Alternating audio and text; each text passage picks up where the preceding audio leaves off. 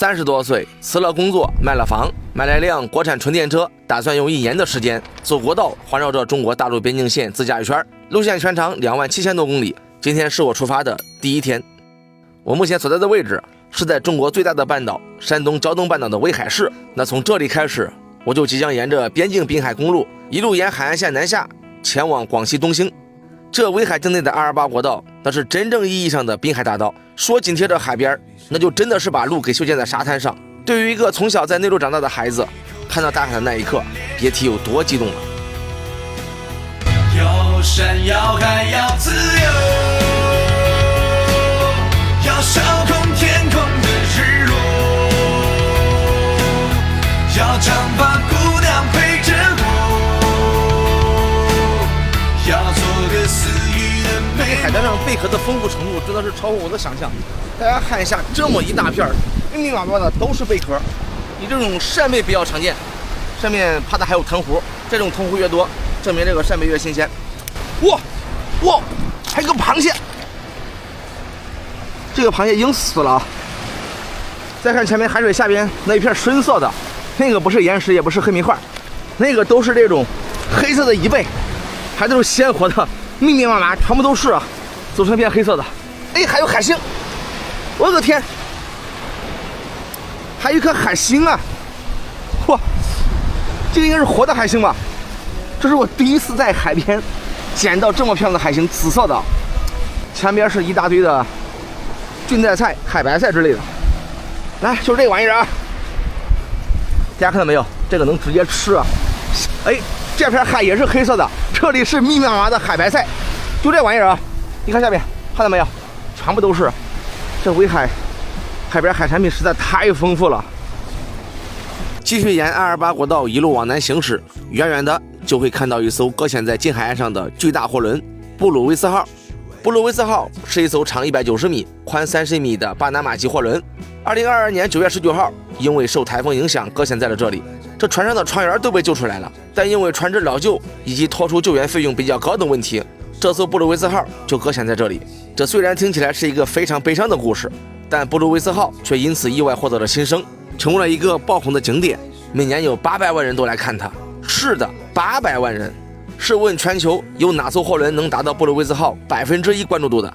布鲁维斯号这个景点特别夸张，因为我从威海一路走来，好多地方基本见不到什么游客，也没什么车。但是到了布鲁维斯号这个地方以后啊，发现好几个停车场已经同时都停满车，而且游客特别多。大家看这里做旅拍的有多少人啊？我刚才说100个人还是保守数字。船中的船是沉了，但是养活了多少人，带来多少经济收入，非常夸张。在这里甚至还建了一个布鲁小镇艺术收藏店，上面还有布鲁维斯号的 logo 啊，好多，哇，厉害！甚至连五谷鱼粉、张亮麻辣烫、茶百道都开到这里了，蜜雪冰城都开这里的，前面还有个德和士。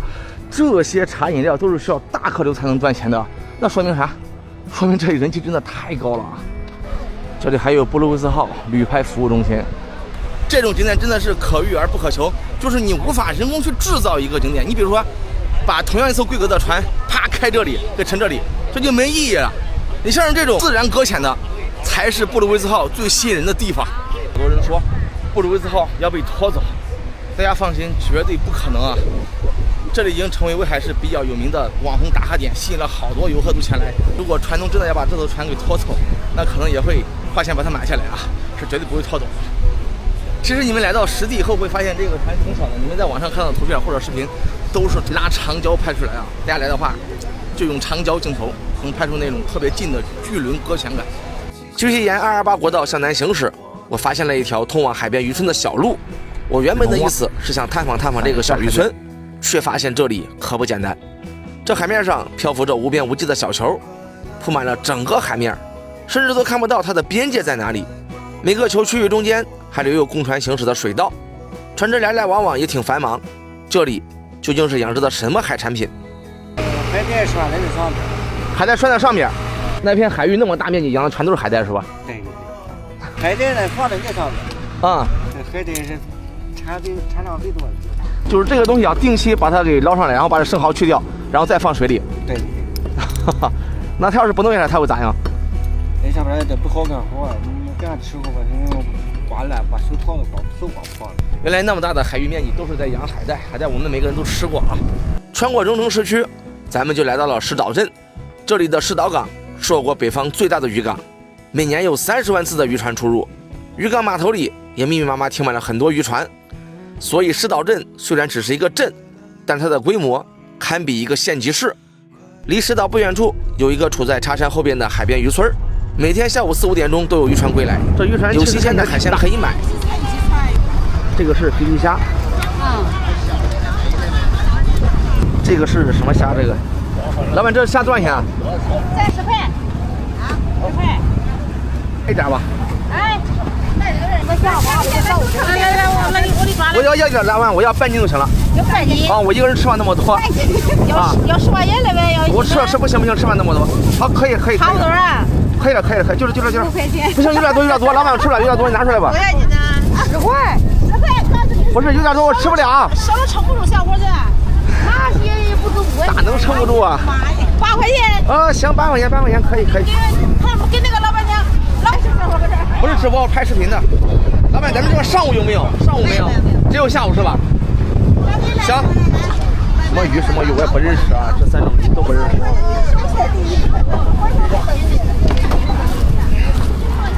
这个鱼它有刺吗？有刺是吧？刺小，它是蒸的还是煮的？那个炸着吃，蒸着吃，都可以是吧？好，谢谢啊。好，这是一筐一筐的小海鱼，直接倒上一大堆，就装上大货车拉走了，说明这个鱼货量特别大。就这样堆成一堆，然后装上车上。好了，咱买好了，一共买了2大袋，一袋是这个好像皮皮虾吧，6块钱，一袋是这个海虾，8块钱，一共14块钱、15块钱，咱就搞2大袋海虾，回去直接煮了吃啊！今晚做海鲜虾面。买完海鲜回到石岛镇，路上居然堵车了，堵了好久，前方还有700多米。这要堵到啥时候？这只是一个镇啊，这荣成经济太发达了啊！你好，小玲。在呢。皮皮虾的做法。皮皮虾也叫虾骨的做法。这个时候问问小玲看怎么做皮皮虾。介绍2种程度。行了，说饿了给我。咱们现在来到了石岛一处旅游驿站。咱们现在来到了荣成市石岛镇一处旅游驿站停车场，这是一个专门的自驾旅游停车场。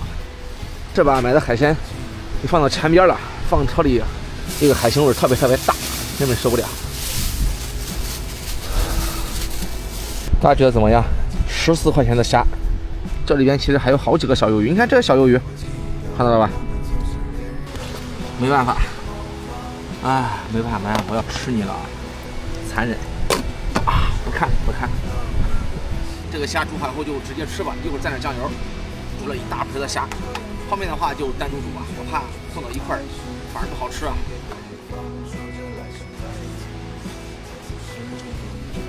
可以上床睡觉了。再汇总一下今天花费是多少钱？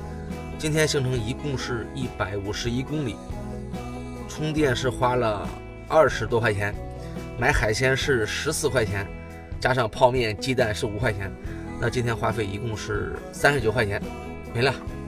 第一天花费总共才39块钱，可以，开电车那就是省啊，太省了。那咱们就早点睡了，等明天一早继续咱们的环国自驾旅行。大家晚安。